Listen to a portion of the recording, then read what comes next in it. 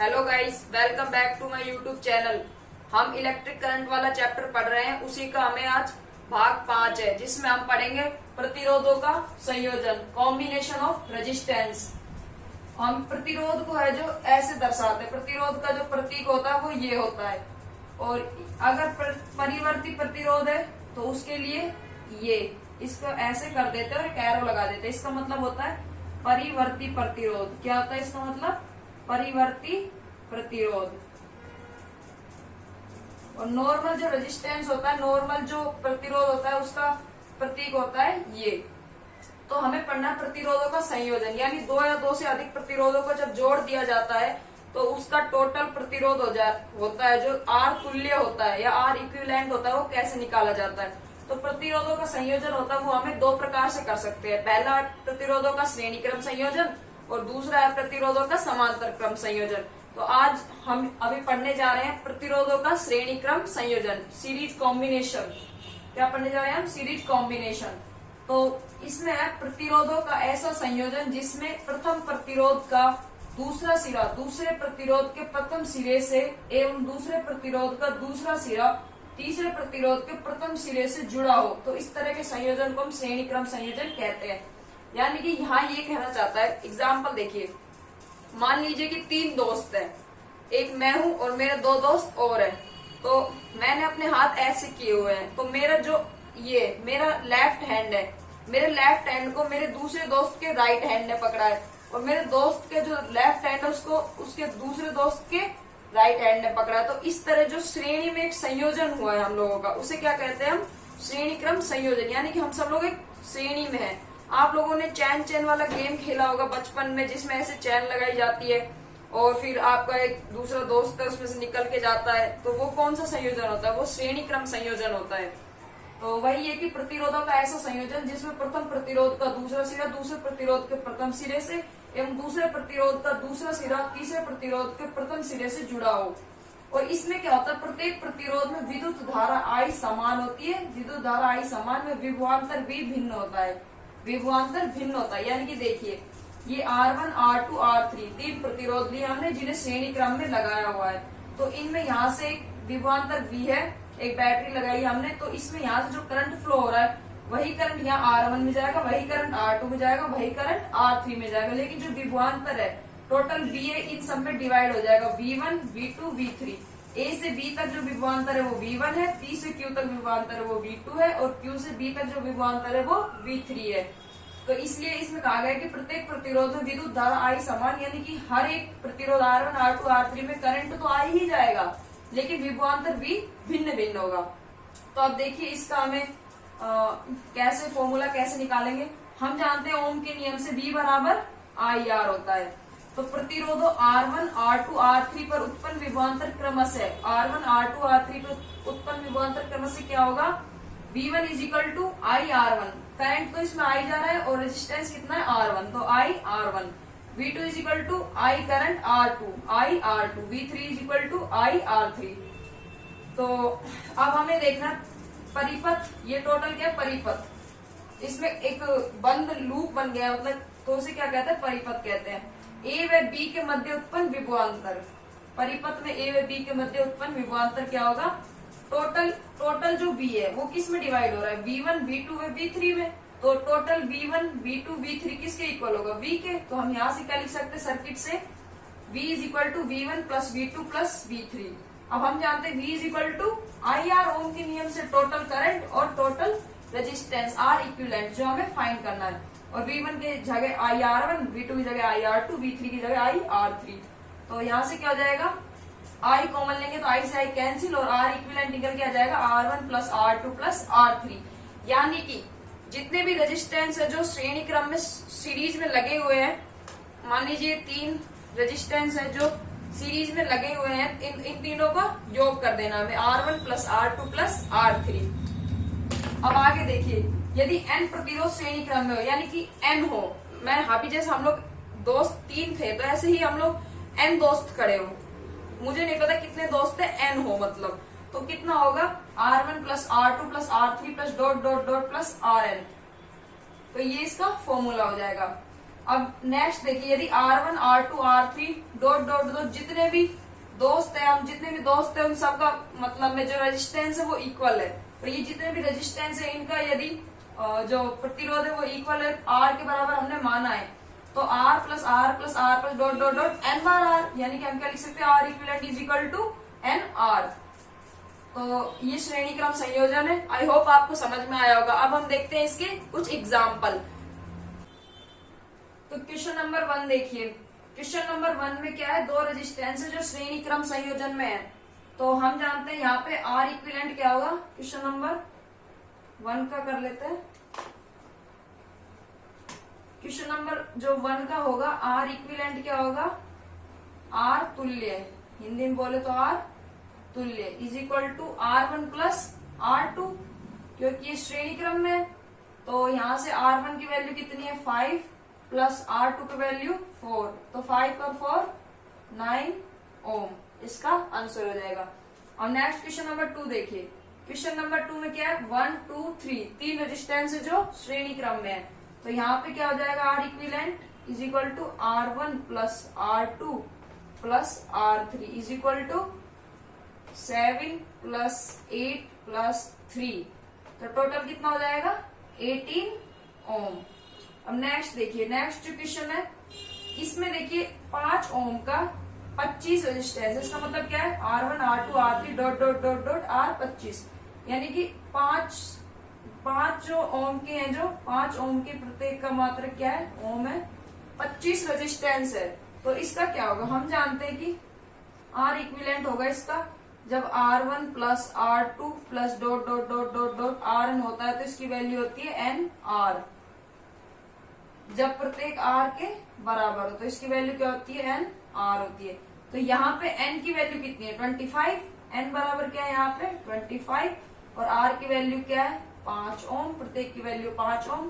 तो R equivalent क्या होगा यहाँ पे R इक्विवेलेंट होगा 25 इंटू 5, तो कितना होगा 125 ओम।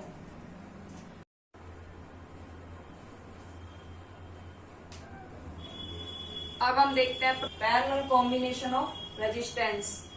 तो समांतर क्रम संयोजन, पैरेलल कॉम्बिनेशन, जब दो या दो से अधिक प्रतिरोधों का ऐसा संयोजन जिसमें सभी प्रतिरोधों का प्रथम सिरा एक संधि बिंदु A से एवं प्रतिरोधों का दूसरा सिरा अन्य संधि बिंदु B से जुड़ा हो। यानी कि ये जो तीन प्रतिरोध है, इन तीनों प्रतिरोधों का ये जो A सिरा है वो एक पॉइंट से जुड़ा है यहाँ A से, और ये जो दूसरा सिरा है वो एक पॉइंट B से जुड़ा है। यानी कि जैसे कि ये प्रतिरोध R1 R2 R3, इनका सभी का पहला सिरा है वो एक बिंदु A से जुड़ा है और दूसरा सिरा है वो दूसरे बिंदु B से जुड़ा है। तो यहाँ से जब बैटरी से यहाँ पे जो विभवांतर उत्पन्न होगा, तो इसमें विभवांतर R1 R2 R3 सभी पे समान विभवांतर होगा, लेकिन यहाँ से जो करंट फ्लो होगा A बिंदु पे आने के बाद इस वाली ब्रांच में जाएगा I1, इस वाली ब्रांच में जाएगा I2, इस वाली में जाएगा I3, तो करंट डिवाइड होगा। तो इसमें वही है कि इसमें प्रत्येक प्रतिरोध में विभवांतर भी समान एवं धारा I भिन्न भिन्न होती है। तो देखिए, यदि R1 R2 R3 में क्रमशः I1 I2 व I3 धारा प्रवाहित हो तो टोटल धारा क्या होगी, यहाँ से चाहे कितनी भी ब्रांच में डिवाइड हो, लेकिन एंड में यहाँ पे B पॉइंट पे जुड़ के करंट I ही बाहर आएगा। तो I is equal to I1 plus I2 plus I3। हम जानते हैं ओम के नियम से V is equal to IR, तो I बराबर V अपॉन R। R यहाँ पे क्या लेंगे, R इक्विवेलेंट, R तुल्य लेंगे, तो V upon R1 plus V upon R2 plus V upon R3। यहाँ से V कॉमन लेके काट देंगे तो 1 upon R equivalent is equal to आ जाएगा 1 upon R1 plus 1 upon R2 plus 1 upon R3। अब हम देखते हैं कि जब N प्रतिरोध हो, जब N प्रतिरोध जो इसी प्रकार इसके नीचे एक और लगा दिया, एक और लगा दिया, एक और लगा दिया, यहाँ पे डॉट डॉट डॉट N तक लगा दिया, N प्रतिरोध होंगे तो 1 upon R1 plus 1 upon R2 plus 1 upon R3 plus dot dot dot 1 upon RN। अगर ये जितने भी N प्रतिरोध हो इनकी वैल्यू समान है, समान ओम की है, ये मान लीजिए R है, कितना है R1 plus R1 is equal to R2 is equal to R3 is equal to dot dot dot RN is equal to R। तो 1 upon R plus 1 upon R plus 1 upon R कितनी बार, N बार आएगा 1 upon R। तो R 1/r equivalent क्या हो जाएगा n/r, यहाँ से r इक्विलेंट क्या हो जाएगा r/n। अब हम देखते हैं जब दो प्रतिरोध है, यानी कि जब 1 और 2 दो ही प्रतिरोध है तो 1/r इक्विलेंट हो जाएगा 1/r1 प्लस 1/r2। इसे हमें कैसे याद रखना, r इक्विलेंट होगा r1 इंटू r2 अपॉन में r1 प्लस r2 गुना बटे जोड़। कैसे याद रखना है इसका, याद रखना है गुना बटे जोड़ से। कैसे याद रखना है, गुना बटे जोड़ से। अब हम देख लेते हैं समांतर क्रम संयोजन के कुछ क्वेश्चंस और सीरीज और समांतर क्रम संयोजन जब एक साथ आएगा तो उसके क्वेश्चंस। अब हम देखते हैं समांतर क्रम संयोजन में श्रेणी क्रम संयोजन के कुछ क्वेश्चंस। तो सबसे पहले देखिए कि R1 में R2 दो प्रतिरोध है जो समांतर क्रम संयोजन में है, तो यहाँ पे R इक्विलेंट क्या होगा, यहाँ से R इक्विलेंट होगा R1 इंटू R2 अपॉन में R1 प्लस R2। तो इसकी वैल्यू क्या आ जाएगी 1 इंटू 2 2 और 1 प्लस 2 3, तो 2/3 ओम। इसकी वैल्यू क्या होगी 2/3 ओम। नेक्स्ट क्वेश्चन देखिए, नेक्स्ट में ये 10 और 10 किस में पैरेलल है, 10 और 10 किस में पैरेलल है, लेकिन उसके बाद ये किस में सीरीज में है। तो इसका यहाँ पे हम अगर 10 और 10 इसका हम निकालना चाहे तो इसका इक्विवेलेंट क्या आएगा 10 इंटू 10 अपॉन में 10 प्लस 10, तो यहाँ से हो जाएगा 100 अपॉन में 20। तो यहाँ से कितना ओम आएगा 5 ओम। तो इसको हम कैसे, यहाँ भी 5 ओम, तो इसको हम बना सकते हैं ऐसे, और यहाँ पे टोटल विभवांतर भी, यहाँ से करंट आई और करंट आई आएगा, तो यहाँ पे 5 ओम का ये और 5 ओम का ये, तो ये दोनों अब किस में हो गए सीरीज में। तो सीरीज में है तो यहाँ से आर इक्विवेलेंट क्या हो जाएगा 5 प्लस 5 इज इक्वल टू 10 ओम। अब नेक्स्ट क्वेश्चन देखिए, इसमें ऐसे जो प्रतिरोध की ऐसी श्रेणी है जो अनंत तक जा रही है, प्रतिरोध की कैसी श्रेणी है ये, ऐसी श्रेणी जो अनंत तक जा रही है। तो इसमें हमें क्या करना है, इसमें हमें सिमिलरिटी देखनी है, उसके बाद हमें इसे कट कर लेना। तो देखिए यहाँ से R R R R R R, ये यहाँ से एक जैसा है तो हम इसे यहाँ से कट कर सकते हैं। तो आर इक्विवेलेंट, इसमें से ये श्रेणी हटा देंगे तो कोई फर्क नहीं पड़ेगा, तो भी इसका आर इक्विवेलेंट आर तुल्य होगा, वो इसके इक्वल होगा। तो हम क्या करते हैं, हम इसे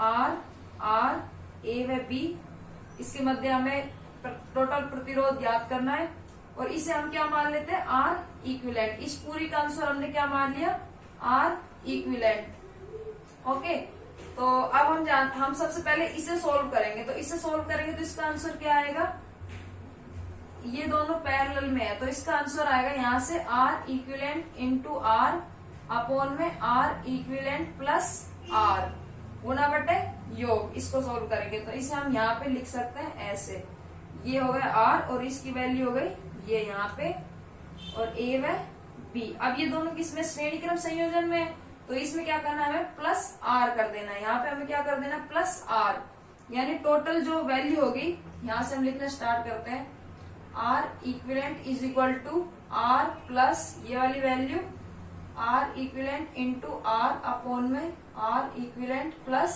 आर। अब हमें क्या लेना है एलसीएम लेना है और यहाँ पे गुना कर देना है। तो R equivalent is equal to R into R equivalent plus R square plus R into R equivalent, और अपॉन में क्या हो जाएगा यहाँ पे आर इक्विवेलेंट प्लस आर। तो इसे यहाँ पे गुना करेंगे तो आर इक्विवेलेंट का square plus R into R equivalent is equal to R into R equivalent plus R square plus R into R equivalent. तो ये यहाँ से कट जाएगा, तो यहाँ पे क्या बचेगा आर इक्विवेलेंट का स्क्वायर, इसे इधर लेके आएंगे तो minus R into R equivalent minus का R square is equal to 0। तो ये इक्वेशन एक द्विघात समीकरण है। द्विघात समीकरण का हम जानते हैं, द्विघात समीकरण होती है A X square plus B X plus C is equal to 0। इसका सोल्यूशन क्या होता है, श्रीधराचार्य सूत्र से होता है X is equal to minus B plus minus B square minus 4ac upon में 2a। तो यहाँ से आर इक्विवेलेंट की वैल्यू क्या है, यहाँ से आर इक्विवेलेंट की वैल्यू निकल के आएगी बी की जगह क्या है यहाँ पे माइनस का आर, तो माइनस माइनस प्लस का आर प्लस, माइनस क्यों नहीं लेंगे हम, क्योंकि प्रतिरोध जो होता है हमेशा प्लस में ही होता है। तो अंडर रूट बी स्क्वायर की वैल्यू माइनस आर का स्क्वायर, आर स्क्वायर, और 4 माइनस 4, ए की वैल्यू क्या है प्लस का 1 तो 1, और सी की वैल्यू क्या है माइनस आर स्क्वायर तो ये प्लस हो जाएगा, और आर स्क्वायर अपॉन में 2a 2 1। तो यहाँ से इसे क्या लिख सकते हैं, यहाँ से इसे हम लिख सकते हैं आर प्लस अंडर रूट में 5r स्क्वायर अपॉन में 2। तो यहाँ से इसकी वैल्यू हो जाएगी आर इक्विवेलेंट की, आर कॉमन ले लेंगे 1 प्लस रूट 5 अपॉन में 2 ओम। तो यही इसका क्या हो गया, आंसर हो गया। अब हम देखते हैं श्रेणी क्रम में समांतर क्रम संयोजन में मुख्य अंतर। तो देखिए श्रेणी क्रम संयोजन होता है उसमें प्रवाहित धारा I समान होती है और विभवांतर भी भिन्न होता है। समांतर क्रम में क्या होता है, प्रवाहित धारा I होती है जो भिन्न होती है, यहाँ पे I1 I2 I3 डिवाइड हो जाता है और विभवांतर समान होता है। और इसमें ये जो तीसरी और सबसे खास विशेषता है ये है, देखिए तुल्य प्रतिरोध आर इक्विवेलेंट का मान संयोजन में जुड़े किसी भी उच्चतम मान का जो प्रतिरोध होता है उससे भी अधिक होता है। यानी ये क्या कहना चाहता है कि श्रेणी क्रम संयोजन में 4 प्रतिरोध जुड़े हैं 1 2 3 4, तो इसमें सबसे हाईएस्ट वैल्यू क्या है 4 ओम। तो जो आंसर निकल के आएगा, आर तुल्य निकल के आएगा वो इससे भी अधिक आएगा, कम नहीं आएगा, इससे भी अधिक आएगा। तो निकाल के देखेंगे 1 2 3 4, तो ये 10 ओम जो कि 4 ओम से भी अधिक है। और इसमें कहना चाहता है कि आर इक्विवेलेंट आर तुल्य का मान होता है संयोजन में जुड़े निम्नतम प्रतिरोध से भी कम, यानी जो सबसे कम प्रतिरोध की वैल्यू होती है उससे भी कम आएगा इसका आंसर। जैसे 1 2 3 जो समांतर क्रम में जुड़े तो इसमें 1 से कम आना चाहिए आंसर। तो यहाँ पे देखेंगे 1/R1 1/R2 प्लस 1/R3, यानी 1/1 1/2 1/3। इसे सोल्व करेंगे तो 1/R इक्विवेलेंट की वैल्यू आएगी 11/6, आर इक्विवेलेंट आएगा 6/11 0.5 ओम। तो आप इस तरह अपना आंसर चेक कर सकते हैं। श्रेणी क्रम संयोजन है तो वो सबसे जो हाईएस्ट वैल्यू उससे भी अधिक आएगी, और अगर समांतर क्रम संयोजन है जो सबसे निम्नतम वैल्यू है उससे भी कम आएगा आपका आंसर। तो आज के लिए इतना ही, मिलते हैं नेक्स्ट वीडियो में। अगर आपको वीडियो अच्छी लगे तो चैनल को सब्सक्राइब करें, अपने दोस्तों में वीडियो को शेयर करें और लाइक करें।